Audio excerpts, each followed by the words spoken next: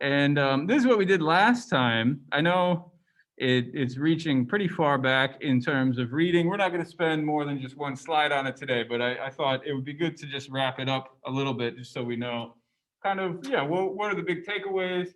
We've got these four characters. We've got Tevye, who is, of course, the dairy man, because that's what it says at the top. He's the father of the family. Who is Saitel? Tsaytl. Who's she or he? Who's she? The daughter. Yeah. And so we didn't see her in the movie, but there she is in this picture. That's Saitel. And we didn't actually see him, but he's the poor tailor. Who is the poor tailor? What was his name? Model. Yes. And then Model. Yeah, Laser Wolf, he was the rich butcher, and those are our characters. Now you might be thinking, Bill, why are you making us memorize all these names? It's because you don't remember the names, you can't remember the story. Actually, you could remember it without the names, but the names are good, right? They kind of give the story life, hold it together a little bit. And, this is a nice exploration of tradition and modernity, right? And even though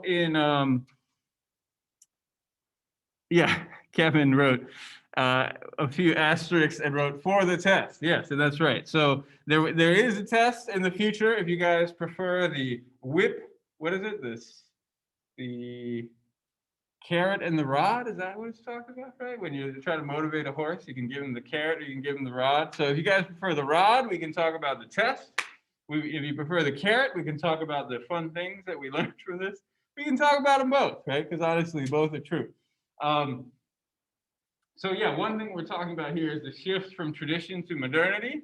And as we study religion, this is something we have to think about, right? It's like we live in a modern world, and it'd be very easy to say that's all tradition. We don't really need any of that stuff anymore. Now, I think there's been a little bit of a comeback for tradition where people have kind of more value. They place more value on tradition than maybe they did during this time. I don't know. It's a little hard to say, right? It depends on the community, I suppose. But this is tradition and modernity in the Jewish communities of Eastern Europe.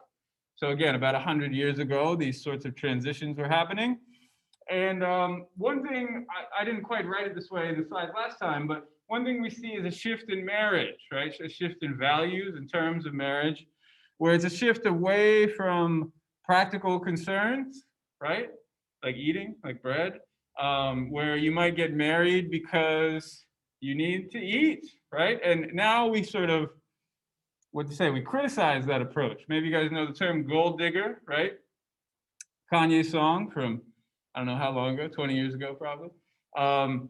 So yeah, there's this idea of a gold digger. It's a negative term, right? You're just marrying somebody for their money. That's disrespectful, or it's not a respectable thing to do. Maybe that's a better way to put it.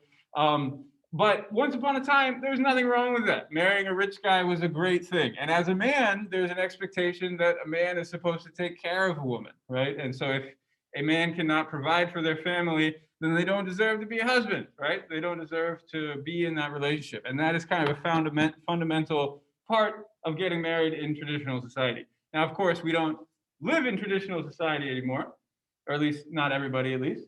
And so there's this move toward what I've called transcendent ideals. You guys remember the word transcendent? So in Smith, he talks about transcendence. And this is a connection I didn't make before, but I think it's worth making here. Love is kind of a transcendent ideal. So what does it mean for something to be transcendent? Has anybody looked it up yet? Transcendent? I think you mean above human capability. Okay, so it's above human. I don't know what Drizzy just said exactly. Human possibilities, maybe is what he said, but human concerns, the human world, right? So something beyond our everyday lives. Bread, eating every day is an everyday concern, right? We eat bread. We need clothes to wear. We need a house to stay in. It's cold outside, right? These are our everyday concerns. Love is something that transcends those everyday concerns, right? It's beyond our everyday concerns. And so here we see a shift from this marriage as something like a mundane everyday concern to something more transcendent that's beyond those concerns, like Drizzy was just saying. Very good. Okay, so maybe that's enough of that. Any questions about Tevye the Dairyman and love and all that sort of stuff? So that would be the connection I make, is that love becomes this transcendent ideal, which is not totally different from religion, I would say. Okay, so this stuff we did not get to last time, double vision. We're not going to spend all class on this because I think there are a lot of details we could go into. We can just leave those alone. But I do want to introduce the main idea from this article. And I guess, first of all, I'll introduce our author, Wendy Doniger. So she is a celebrated scholar of Hinduism, and she was at the University of Chicago for many years. Really, again, kind of top of the line scholar, very celebrated all over the world.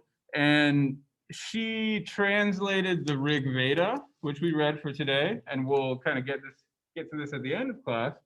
And if you look at the date at the bottom, it says 1981. So, you know, that was before probably most of you, and including me actually, was born. So long time ago, right? 40 years ago, she translated the Rig Veda for us. And then more recently, she wrote this book, The Hindus. And so this chapter that we read for last time with the double vision and the rabbits on the side, that's a more recent book. So anyways, all of this is by the same author, and it's all about Hinduism. So what we're going to do is use her introduction and her translation as a way to kind of begin thinking about Hinduism. Okay, so let's get started with this idea of an insider versus an outsider.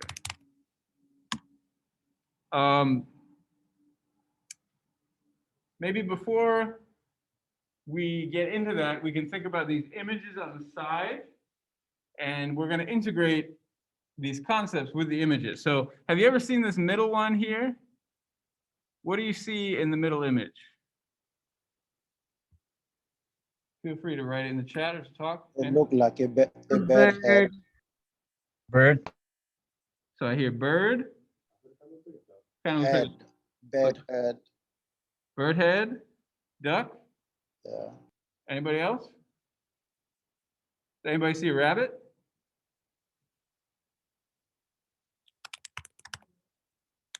The rabbit I see in the last picture. Oh, in the last picture you see the rabbit. Okay. Still thinking about the middle one. This is, I think it's on a beer bottle somewhere. It's a famous image from before that. I feel like there's like a left-hand brewing company beer called Rabbit Duck Head. So this image, I believe it's called Rabbit Duck Head. And the reason for that is, as many of you said, it looks like a bird. It looks like this is the beak of the bird at the front, right? And then this would be the eye. But if you look at it from another perspective, this is the eye, this is the mouth of the rabbit, and then these are the ears of the rabbit. Can you guys see that? Can you see the rabbit now? Eyes, mouth, ears. Yeah. Yeah, okay. So what is the point of this? Well, which one is it really? Is it really a duck? Or is it really a rabbit? Kind of both, right? To say definitively that it's one or the other would be kind of absurd. And in fact, there's a joke about this. I don't know if it's worth looking up. Is it worth looking up? I'm going to do a quick search. Rabbit, duck, head, cartoon. So yeah, like I said, it's a very famous image, and yeah, I don't know if I'll be able to find it. Oh wait, there it was. There are two armies that are getting ready to attack each other, and you can see they have, you know, one is saying, well, I guess I'll read it. There can be no peace until they renounce their rabbit god and accept our duck god. So you guys see the joke here, right? So they have the duck god, they have the rabbit god, but it's the same image, right?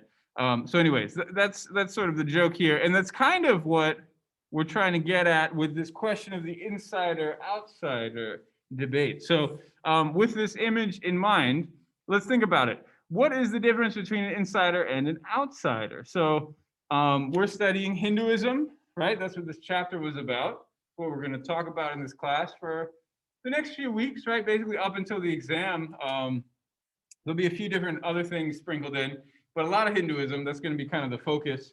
And, you know, would you say me, Bill, standing at Manhattan College in New York, studying for this class, am I an insider or am I an outsider in the way that I study? And I guess we could say the way that I teach Hinduism. What would you say, insider perspective or outsider? Outsider. Good. Who said that? I missed the name. It disappeared. Hey, Kevin. Okay. Kevin. Why do you say outsider? Well, I mean, because like Hinduism, right? It's better to learn from like a person whose religion is Hinduism, but yours obviously quite isn't. So you're kind of person who's kind of interested in it, but you're not really considered as one. Let me pause you for a second there, Kevin. Are you saying it'd be better to study with someone who's not me? Are you saying I'm not the best religion teacher that's possible here? No, I don't mean like an insult. I mean like how you say like I don't know how to explain. I'm not insulting or anything. I'm just saying like history wise, like someone that actually knows from that comes from the background. I mean, I'm just playing with you, Kevin. So, but I think your point is a good one, right? So, what could you learn from somebody who we could just break it down this way. I don't identify as Hindu, right? Do you guys know this word Hindu? So we've got Hinduism. That's what I mean. That's what I mean. Yeah, I know that's what you mean. I was just playing with you. So Hindu is somebody who believes in Hinduism. So I'm not Hindu, right? And so Kevin, what could you learn from somebody who is Hindu that maybe I cannot teach you, right? What is somebody who is an insider for this tradition? What could they teach you that I cannot teach you? Like what is it like being Hinduism? Like what is it like being that religion specifically? Yeah, what is it like? Or like the background of as well. What is it like to be a Hindu? Yeah, exactly. Anybody else? What could an insider perspective give us that an outsider perspective cannot give? Joel? I have one. Yeah, so I think from an insider's perspective on Hinduism or any religion of sorts, you could explain to them what Hinduism means to them in a sense. How does Hinduism, relate to how they view the world? Mm-hmm. That's one insider's perspective. Yeah, so they could speak from a personal story. They could say, hey, when I was growing up, this is something that happened to me, and I thought about it in this way, and Hinduism played this part of my life, right? Whereas I cannot say that, right? I cannot make it a part of my personal story. I cannot approach it from my own past and my own experiences. Although, one thing I will say is I have been to India, I have been to Hindu temples, so there's a little bit I could do, right? But of course, it wouldn't be quite as deeply embedded as I think Joel was talking about a moment ago. Anthony, do you have more to say about that? So you can say it's kind of making it personal. You could talk about experience, right? What does it feel like to stand in the temple and to see the god before the festival or something like that? What does it smell like to burn the incense and make an offering to the gods? Yeah, so there are a lot of these experiences that would be hard to capture without being a part of the tradition. Just in the interest of terms, I already said this, but so Hinduism is the religion. Hindu is a person, right? So I can say I am Hindu, I'm not Hindu. Hindu is the person who believes in the tradition. And then a very common language in India, maybe I'll ask you guys if you know this. What is basically the most common language in India other than English? Urdu is important, but that's more Pakistan. It's also in India too. But yeah, so Urdu is an interesting one. There are many languages in India, so I'm glad we're having this conversation. Another one? What's another important language in India? Pashto, okay, also Pakistan. You know a lot of languages. Hindi? Say it again. Is it Hindi? It is Hindi. That's what I was thinking of. Yeah. So Hinduism, Hindi is a very common language, particularly in northern India. And we learned last time about where these languages, where the name for these terms comes from, right? Where does the name for these terms come from? Remember we looked at that blank map? The Indus River. Yes, thank you, Anthony. So the Indus River, because remember, people would come, either Persian people or even Greek people, various other people would come to the river and they say, hey, who lives on the other side of that river? And they say, oh, that's the Indian people who have the Hindu religion, who speak the Hindi language. It all comes from this river, right? So it's almost like a geographical idea. And maybe you've heard of the Indus River Valley. Indus River Valley civilization from history class in high school or something. Is one of the ancient civilizations of the world. And so that also developed around the same area, this Indus River Valley. So, okay, just some terminology there. Now coming back to this insider-outsider thing, what Wendy Doniger wants us to do is to try to see both, right? So we just talked about how from an insider perspective, we can have these experiences. There's more respect for the tradition, right? So like we read an ancient scripture for today, the Rig Veda. I've written notes on it. I've copied it out. I just put it in my backpack. I don't destroy it. I don't treat it with disrespect, but I also don't like venerate it, you know, put it up on the top shelf and make offerings to it or anything like that. Whereas in some traditions, books are sacred, right? And in fact, I would argue many traditions, right? We talked about scriptures already. So that's another difference, is how do you treat the book, right? What does it mean to study scripture as an insider? So Eric says there could be a bias from the teachings of an insider if you don't look at both perspectives. Yes, I totally agree. Yeah, so maybe we can ask, what can an outsider do that maybe an insider cannot, or an insider would have more trouble doing? What is valuable about an outsider perspective? What does the insider miss? They could probably compare it to more other things. Okay, comparison. Yeah, very good. So one thing that I do in my research a lot is I read old books, kind of like what we read for today, the Rig Veda. Read old books. I'm reading in Tibetan language, but I read these old books, and then I think, okay, what's the history behind this book, right? So how does this compare to what's happening in the year 1250, happening in this part of the world versus that part of the world versus that part of the world? And is there some connection that brings them together? In fact, one thing I'm looking at is disease. And so this is something, as we see now, pandemics affect everybody, right? That's kind of the nature of a pandemic. So if there happens to be a pandemic going around, we can do this historical comparison that an insider can't, right? They'd be sort of trapped in their own little worldview. Whereas if we do this outsider global history perspective, we can see so much more, right? And we can compare across the different traditions. People practice more the religion than they learn about it. Okay, yeah, so practice versus learning, that's an interesting distinction. I had a teacher who said that to me. She was kind of criticizing someone. She's like, I think that person mostly just researches Buddhism, but doesn't really practice it, right? Doesn't really live it. And so that's kind of the difference, right? Is like if I'm doing my global perspective research, I might not be getting these personal experiences. I might not be growing as an individual necessarily, but I can write an interesting history and maybe even connect it back to concerns of what we could call modern society too. Yeah. Very good. So hopefully as this overview shows, right, there's more we could say about it, but I think there's probably enough. There's value in an insider perspective, for sure. There's value in an outsider perspective, for sure.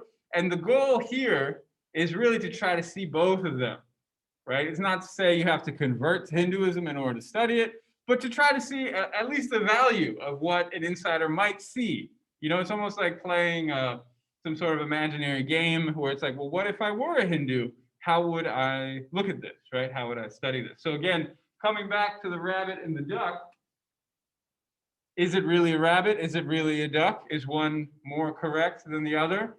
No, not for our purpose, at least, not for the classroom. Maybe in other contexts, it's more appropriate to be the insider, and for like an academic conference, it's more appropriate to be the outsider. But I think, you know, from an objective perspective, it can really be both, and that's what Wendy Doniger is telling us to do. That's her concept of double vision. The other image is a moon, and because the scan is black and white, it's not totally clear, but basically, have you guys heard of the man in the moon? Is that a familiar concept? It's a little bit old-fashioned. People don't always talk about it anymore. Or the moon being made out of cheese or something like that. There are lots of stories about the moon. And in Asia, really across at least East Asia, South Asia, there's a sense that there's a rabbit in the moon. You can see that at the bottom there. So if you ever have a chance to see a big full moon, maybe away from the city, because you probably can't see it so clear from the city, look for a rabbit, right? And here's the outline that people point to. I can't see it all the time, honestly. I've looked for it before. I don't always see it. But in East Asia, there's a story about a rabbit in the moon. She tells the story. Wendy Doniger tells the story in her article. We don't have to talk about it. It's basically about this kind of noble rabbit. I think there's just not enough time to go into it. But again, double vision though, right? Do you see the man in the moon? Do you see the rabbit in the moon? Or do you see the moon as like a rock that's floating around the earth? And I would argue all three of those are stories, right? One might have some data to support it, right? And allow you to fly up there and put an American flag on the moon. But in the end, they're all stories, right? They're all different ideas that we place upon the moon, and to see them as such, I think, is important. So one issue is sometimes these conflict. Sometimes there's a conflict between tradition and modernity, right? I mean, we talked about this last time. There's a conflict between marrying for practical concerns and marrying for love. It's kind of an either or, right? It's hard to say you're doing it for both, although I think in reality, most people do it for both, right? You know, these two things are related to each other. It's hard to love somebody who can't provide for you, and it's hard to love somebody who doesn't support you, right? So here we have kind of a hilarious conversation. I think it's hilarious. I don't know if you guys will be amused by this, but a figure named A.K. Ramanujan, he's a celebrated scholar from the 20th century. As you can probably tell from his name, he's from India. And he's also dealing with this issue, a conflict between kind of the old world and the new, right? What is old and what is new. And he's talking to his father. And so he says, I was troubled by my father holding together in one brain both astronomy and astrology. So before we move on, do you guys know what astrology is? What's astrology? That's like Leo, Scorpio, all that stuff. Yeah, exactly. So what's your sign? All these sorts of things. And of course, that is talking about the heavenly bodies, right? Where is the sun? Where is the moon? When you are born, you can calculate these things, and it theoretically describes who you are and how you act. Right now, Mercury is in retrograde. Have you guys ever heard of this before? Does anybody talk about Mercury being in retrograde? So this is an astrology thing. If, as you can see from this website, it says, yes, that may account for the weirdness. Mercury turns direct on February 20th. So for the next 10 days, if any weird things happen to you, blame it on Mercury. No, you don't actually have to blame it on Mercury, but it's another astrology thing, right? It's basically depending on where Mercury, which of course is a planet, where Mercury is in the sky, it might affect us and the things that happen to us and the things that we do. So that's astrology. Astronomy, what's astronomy? Anybody taking astronomy class, Kristen? Planets and stars and stuff, yeah. So both are talking about the planets and stars, but astronomy is more, let's say, based on physics, right? It's based on observation, telescopes. I imagine there's probably somewhere in the city you can have access to a telescope. I don't know, do we have a planetarium kind of thing here? Staten Island, oh, interesting, okay. Yeah, so that would be astronomy, right? It's studying the stars and their positions in the sky as well. So astrology, astronomy, related to each other, but different techniques. One is science, one is tradition, right? They were kind of very different in other ways too. And the father's response, so of course, Ramanujan, he's saying, how can my father have this sort of superstitious thing and the scientific thing all in the same head? And he says, don't you know that the brain has two lobes? Now, again, it's sort of a joke. That's not really how ideas work. But he's basically saying, look, it can be both, guy. You know, you can look at the stars two different ways, and they don't have to contradict each other. The issue sort of comes in is when we think one is true and one is false, right? There's one that is the truth and one that is superstition, one that is false.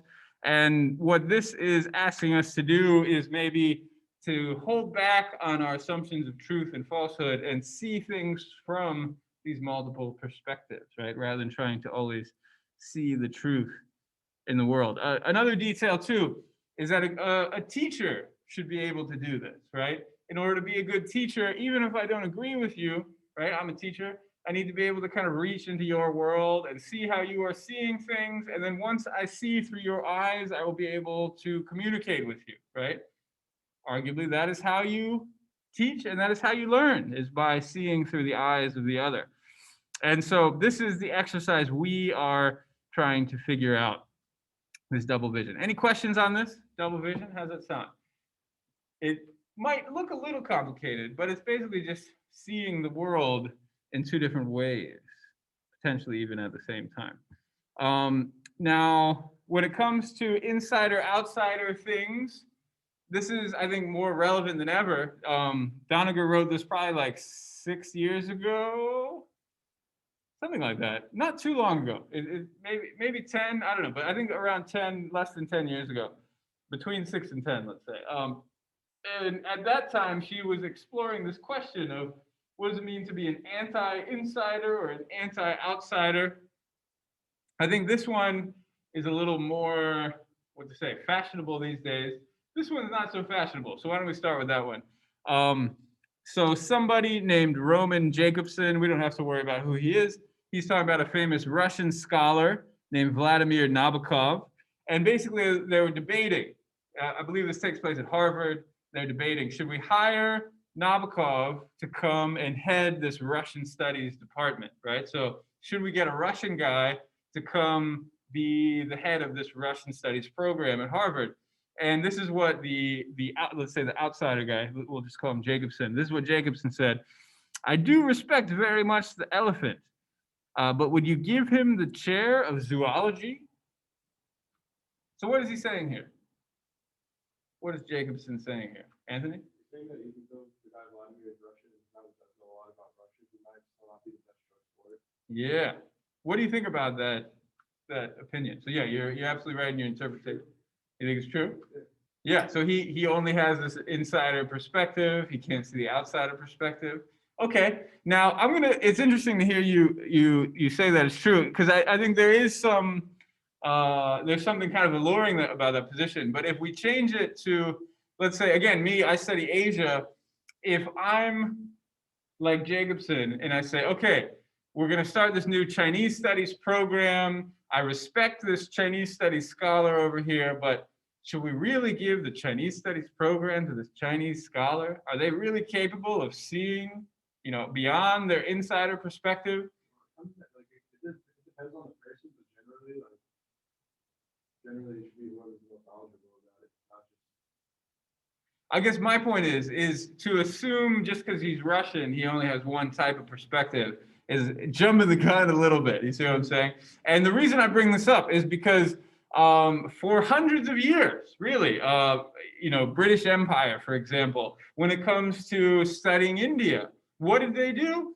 They go in and they're like, oh, Indian civilization, very interesting, old chap. Tell me more about it, right? And people like me, right? I don't even mean to say it's others. It's like people like me show up, write their books, right? Learn from the local people, and then say, okay, goodbye. And then they get the hell out of there and make their career off of these local people, right? And so for a very long time, there has been this perspective that insiders are incapable of representing themselves. And there's something, I would argue, inherently colonial about this, right? It's saying that they are incapable of representing themselves. Now, because he's Russian, maybe the power dynamics are a little differently, right? As opposed to being in a colonial situation. But this idea like the insider cannot represent themselves, this is not so in fashion anymore. You see what I'm saying? Now, the anti-outsider, I think, is a bit more in fashion. That doesn't mean it's necessarily right, but it's a bit more in fashion. So here, Wendy Doniger tells a story about someone who threw an egg at her. She's giving a talk. I don't think they hit her, but it's toward the end of the reading. If you didn't get there, this is kind of where it climaxes with, it concludes with. They throw an egg at her, they miss her, and then maybe related to the incident, maybe not related to the incident. Somebody wrote, what would these clever, learned Western people be doing for a living if they did not have our Shastra, and Shastra just means like book, let's say, treatise, does not have our books and traditions to nitpick and distort. So what does this guy say? Saying that outsiders perceive it like, I guess, like the wrong way to think. Yeah, exactly. Who is he to say that? We don't know, right? I believe it's written anonymously. I would have written who it was if it were recorded, but it's somebody talking about her specifically. And there's an entire movement in India now called the Hindutva, which is basically it's almost like kind of a right-wing Hindu nationalist movement. A lot of them take this sort of line, right? It's a little. It's extreme in the outsider perspective. It's basically saying this is our tradition. You all can't touch it. You can't represent it. You're just distorting it. You can't understand it. Back up, Wendy Doniger. You think you know what you're talking about? You don't know what you're talking about. You and all of your colleagues in the academic world you just need to back up. So what do you think? Do we agree? Disagree? Can outsiders study somebody else's tradition? Is that allowed? Maybe a better question is, how can we do it, right? How can it be done without nitpicking and distorting and so forth? Is there a middle way between these two things? The insider, outsider. And of course, this one is approaching something kind of like cultural appropriation, right? I'm sure you've probably heard that term before, where somebody else has a tradition, an outsider comes in, takes from that tradition, and maybe doesn't even. So Drissa agrees. What do you agree with, Drissa?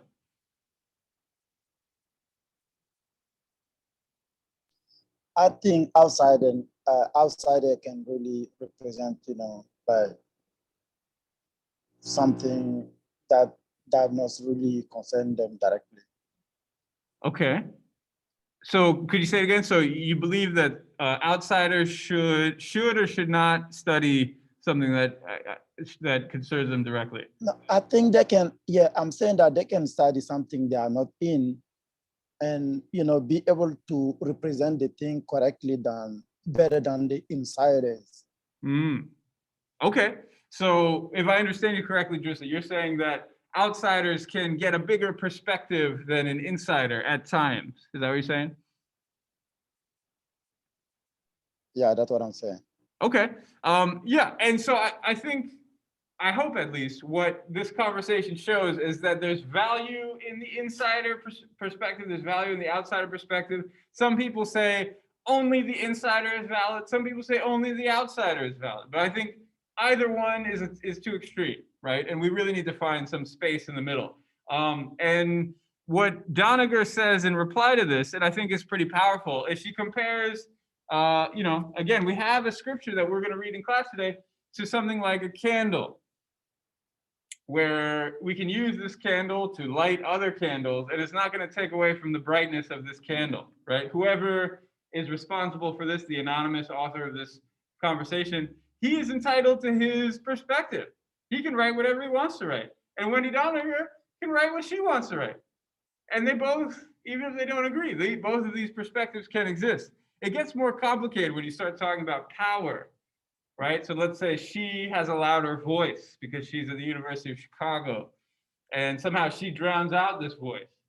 That might be a problem. And something like this does happen.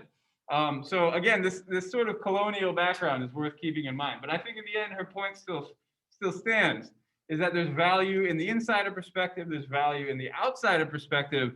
And as scholars of religion, it's up to us to try to see and use those values to the extent that we can. Okay, we got 25 minutes. It's not a ton of time. Let me give you a little background on the Rig Veda. Yeah, let's start here. So the Rig Veda, again, that's what we read for today's class. So we're kind of catching up a little bit, and we'll be fully caught up eventually. we're pretty much caught up now. So the Rig Veda, very old collection of scriptures, very, very old. Do I give you the date here? No, I think it's on the next one. Yeah, so it goes back to around 1500 BCE. So that's like 3,500 years ago. If you think about what's happening, and again, this is the very outsider perspective, right? This isn't going to come out and tell you that it's from 1500 BCE, because that's referring to the birth of Christ, and he wasn't even born yet, right? So nobody's talking about these kinds of years at that time. But yeah, what was happening in the world at that time, right? You've got maybe some Egyptians writing some things, maybe some Chinese groups writing some things, maybe some Greek groups writing some things, but not a lot of writing in the world at that point, right? Most of the world does not have literary traditions, and this is some of the oldest writing in the Indian language, in Sanskrit, or really in any language at all. It's a collection of hymns. Maybe you're familiar with this word hymn, right? Sanskrit language hymns, which just means they're almost like songs that people sing. And so they're often recited at different rituals. As we'll see, rituals are very important for Hinduism, arguably important for all religions. They were memorized, they were recited by high caste men called Brahmins. Have you guys ever heard of Brahmins before?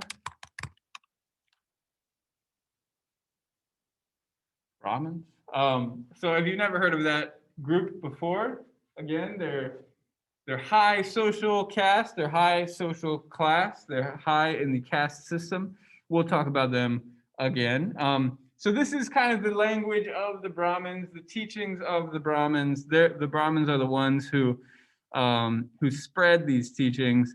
And as we think about who are the Brahmins and what is the Rig Veda and what is Sanskrit, maybe I can give you a little background on the language. Here's a list of Indo-European languages. Sanskrit is an Indo-European language. Maybe I can ask you a riddle. Do you guys know, can you speak any Indo-European languages? English, yes. You didn't fall for my trap, Anthony. Yeah, so English is an Indo-European language. You can see it at the bottom here, right? And so what does this mean? Is around 100 years ago, probably more like 120 something years ago, people began to realize, almost like kind of a Darwinian tree here, right? Where you have species all related to each other. They began to think, hey, maybe languages are related to each other, right? So we've got English down here. Sanskrit is over here, right? Here's Latin and the Romance languages. And so it's this kind of fascinating phenomenon where linguists, I'm not a linguist, so I can't give you too many details, but linguists have discovered that all of these languages are related to each other, right? Greek, Italic, which again comes back to Latin and Romance language, Germanic, Albanian, Slavic, Tocharian, Celtic, Baltic, right? So these across what we could call Eurasia, right? Coming from Persia and into India, into South Asia, we have all these shared languages, shared vocabulary, and also grammatical points too. So maybe I'll give you an example.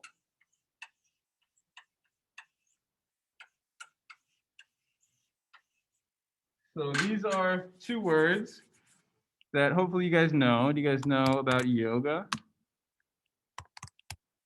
You guys done yoga before?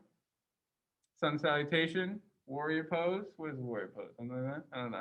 Yeah. I don't really do a lot of yoga, but I'm aware of yoga. Okay, so yoga, we know. What about a yoke? What is a yoke? It is the thing that goes around the animal's neck. Yes, Anthony's on point today. Yeah, so it's like a wooden structure that you put around an animal's neck, and then you can use it, right? So you can hook it up to like a cart or plowing equipment or whatever. It's sort of we could say an agricultural tool. People would hook yokes up to animals so that they can use the animals for various labor purposes, right?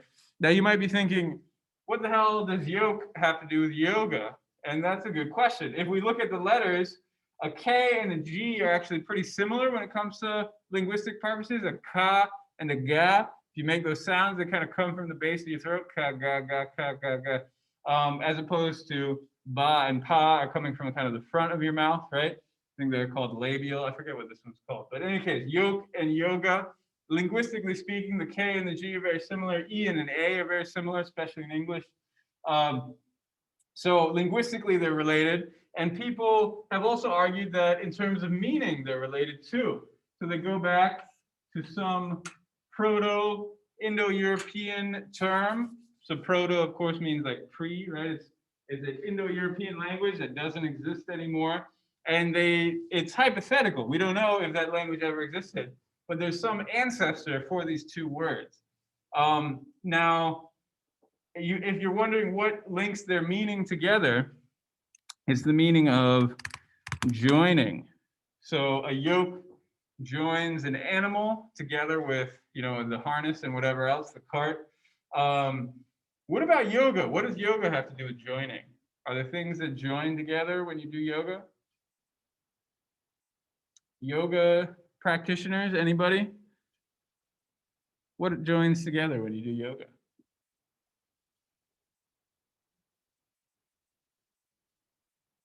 You guys just want to watch me do yoga for the rest of class? That's what's going on? No guesses?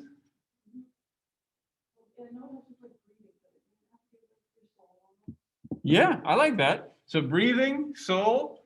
In fact, soul and breath are related, particularly in South Asian traditions, but I would say even beyond there too. They're both kind of called prana. There's one idea, like there are these winds and breaths that go through your body. And by doing yoga, you're kind of joining your mind and soul and your body all together, right? I don't know if you guys have this experience, but I'm usually on my computer and I'm typing and not paying attention, and then I stop and I'm like, hey, and then I'm going back to typing, and then hey, and my breath is all messed up and kind of out of sync, and I'm just trying to type my thing and get my work done and whatever else. When I'm doing yoga, totally different, right? And again, I don't do yoga very much, but when I do it, I'm focusing on my breath. My mind and my breath are together. My body and my breath are together. When I come up, I'm breathing in, I guess it'd be. Breathe in, breathe out, right? All these sorts of coordinated moments between mind, body, spirit, soul, breath, whatever you want to say, it's all joining together. And in the old days, there would be more about gods too. Now, we don't like gods, right? You're sort of yoga, soccer mom type person, doesn't really like gods, or at least gods with an S. But back in the day, gods were at the front of this, right? What does it mean to do yoga? Is you are joining with a god, right? You are joining your soul with the soul of a god too. So there's a long history behind yoga. Hand, okay. Yeah, so we're also joining our body postures together in sort of a flexible way. There's many things that could join together when you're doing yoga. Okay, so that's just a little bit of background. What's the point? Is that this is the Sanskrit language and everything it represents. It's sort of this big ancient culture that moved around all of Eurasia, right? Not just Asia, but Eurasia, Europe and Asia. And there's even an imaginary people that were called the Aryans. Have you guys ever heard of the Aryans before? The Aryan race? Does that ring a bell?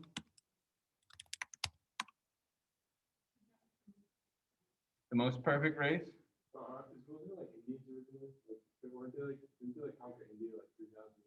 That's what we're talking about here. Yeah, and it's not just India, it's the whole world, right? Everywhere where these languages are spoken, the argument is some conquering people went around and conquered the world. Who talked about the Aryan race in the 20th century? Hitler, yeah, so the Nazis, right? Wasn't it Hitler? It was Hitler, yeah, it's pretty nasty stuff. And when you think about a swastika, right, I'm not even gonna draw it, but it sort of has this diamond kind of shape, right? There's a pointy up and a pointy down. In India, there are swastikas, but they're more square shaped. Honestly, inverted too. It doesn't, like, don't the lines go the other way. Yeah, I imagine it depends on who's drawing it, but yes, yeah, I think it's a different orientation. Let's just say that. Still a swastika though. Even the word swastika is a Sanskrit word. The word Aryan is a Sanskrit word, and so again, this hypothetical language that's spoken by hypothetical people. When Hitler heard that, he's like, "Oh yeah, and that's us. We are that conquering people. We are the best, right?" And so it kind of, came together to make this sort of horrible mythology that, led to horrible catastrophes in the 20th century. But it's worth noting, it ties in with this ancient Indian culture. It goes to show that these ideas were becoming pretty hot in the early 20th century. Okay, so that's all an introduction. We've got 25 minutes. That's actually a pretty good amount of time. Any questions about all that? Doing okay? Okay, so the Rig Veda, let's read it. I'm going to turn it over to you guys now. It's hard to read. It's not long. At least I hope it wasn't too long for you. If you read it carefully, you'll see you can skip the notes, and it's really only like a page per hymn. You know, the hymns really are not very long, but they're hard to get through. And so it's almost like a poem where it's like you read it once, you're not going to get a lot out of it. You read it twice, you'll get more. You read it 3 times, you'll get more. And if you discuss it with other people, you'll get more too. So that's what I want to ask you to do now. There are 3 hymns that are about creation.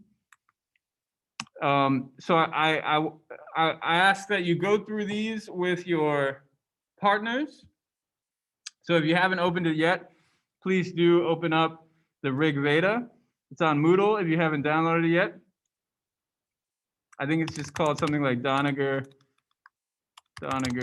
Rig Veda, something like that. It's a PDF on Moodle. And so we're going to compare these accounts. And I want you to think about creation, right? So all these are creation accounts. Again, very ancient, very old ideas, kind of hard to understand. But let's just try to see what's going on. What are people thinking about? Will we ever learn anything about Slavic people? Well, arguably, Tevye the dairyman is part of the Slavic world. I don't know if Slavic people would agree with that, but at the very least, they're next to the Slavic world, if not a part of it. Intersanti, is that a word? What does intersanti mean? Okay, well, this is what we're starting with, is we're gonna look at creation in the Rig Veda. We've got 20 minutes, so why don't we do this? Oh, interesting in Spanish, got it.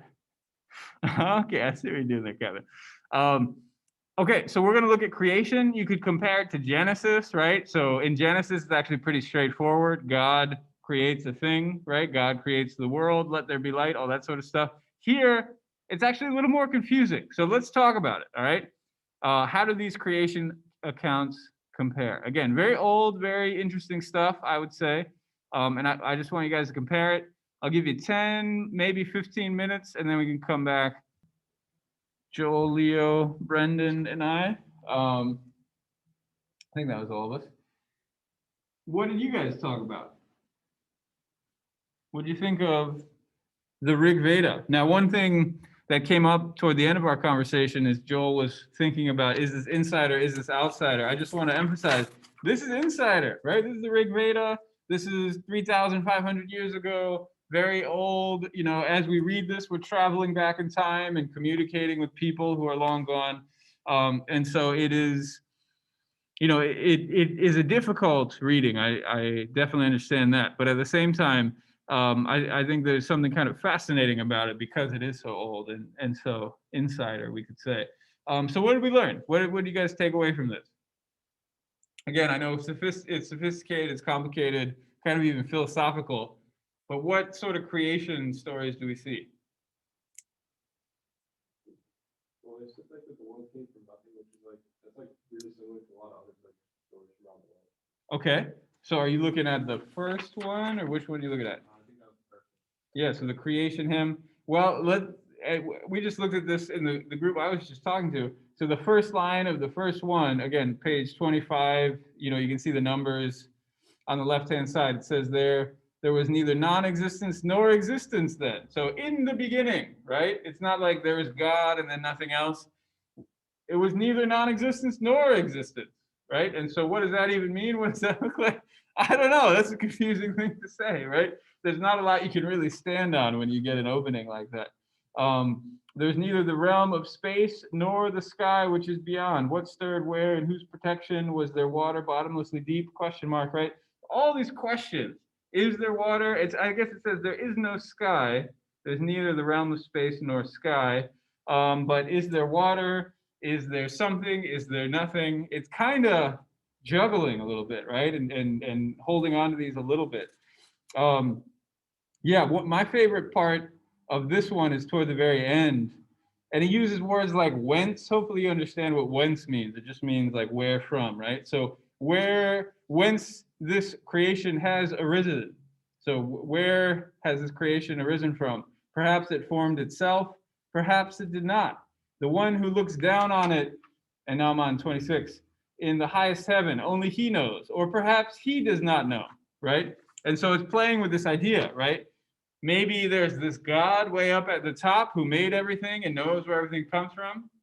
Maybe he doesn't even know. Who knows? I don't know, right? And so we end up kind of walking away with a shrug, right? Where rather than this story telling you this is how it is, and this is how you need to remember it, and this is how it will always be, it's almost the opposite, right? It's taking that away and saying, ask these questions, try to get a sense of where things come from. We only have 1 minute left, so maybe any other reflections on the Rig Veda? What any other groups have good conversations? Again, these first two ones are the most philosophically complicated. Maybe in the last minute, I'll just keep ranting for a little bit.